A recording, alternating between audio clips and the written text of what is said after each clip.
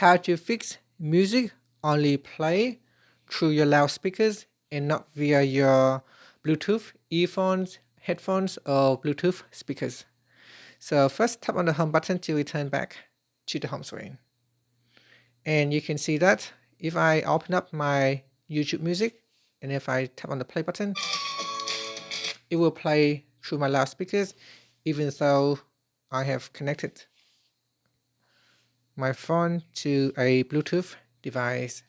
So to fix it, first we swipe down at the top and tap on the settings icon. Next, we then scroll down and tap on sounds and vibration. After that, scroll down and tap on separate app sound.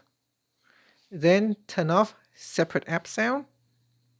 Or if you want, you can choose which app to remove. So remove the apps that you don't want to play through your loudspeaker. Or simply just turn off and then tap on the home button. Now go and play your music. So here I will open up my YouTube music and I tap on the play button.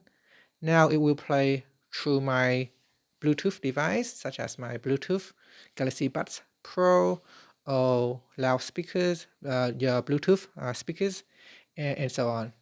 And that's it. Thank you for watching this video.